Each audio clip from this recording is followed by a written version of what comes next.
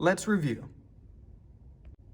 When we're trying to decide if a graph represents growth or decay, we want to see from left to right, is it going down or up? It's growth if it's going up, and it's decay if it's going down. So in the case of this graph, from left to right, it's going down, meaning this is going to be decay. Next up, the y-intercept. We have to look along the y-axis and see at what point does the line that we're graphing meet the y-intercept. So I see that they meet at 4. So that means the y-intercept is 4.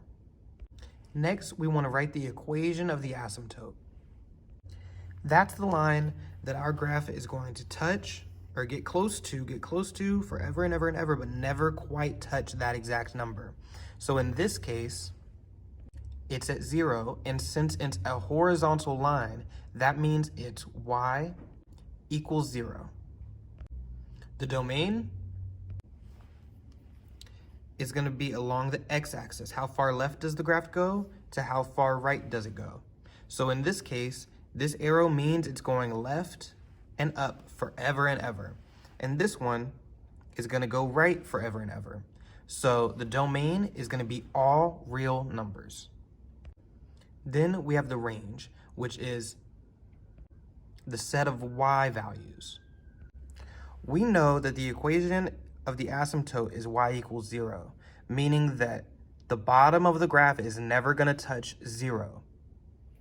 But the line goes up forever and ever. So it's going to be all numbers greater than 0. So the range is y is greater than 0. Up next, we want to find out which function is represented by the table below. Remember, an equation is going to look like this. Y equals a times b to the power of x, where a is the y-intercept. So when x is 0, the number that goes with it, the y value, is our a. So in this case, it's 6. So we have y equals 6 so far. So we can get rid of a and b because their y-intercept was incorrect. It was 3/2 and 4. And b is our multiplier. So how do we get from 1 to the next? And we can find that out by dividing two numbers that are right next to each other. So let's say 9 and 6. So we're going to divide 9 by 6. Remember, they have to be next to each other. So, and the one that comes second, so 9, is going to go over the one that came first, which in this case is 6. So 9 divided by 6. If we simplify that, we'll get 3/2. So our b is 3/2. So now we're able to get rid of d because that one says that its multiplier is 2/3.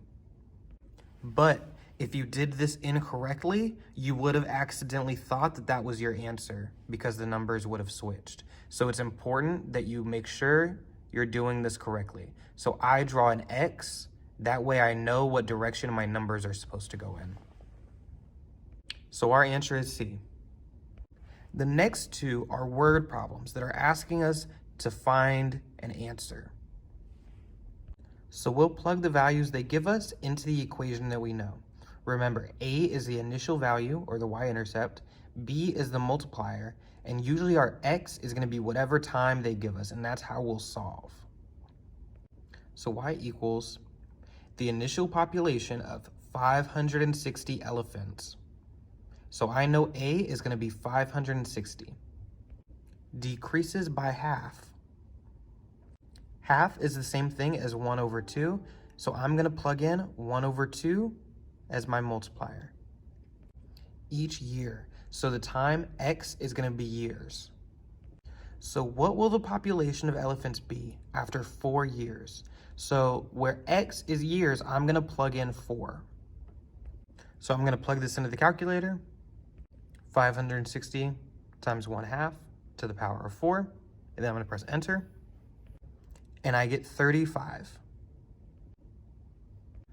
So after 4 years of the population decreasing by half, we will only have 35 elephants left.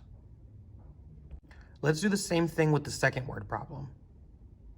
Victoria has $5 in her piggy bank. So I know the initial amount is 5. She plans to double the amount of money each month. Double means 2 times. So we're gonna multiply our initial by 2.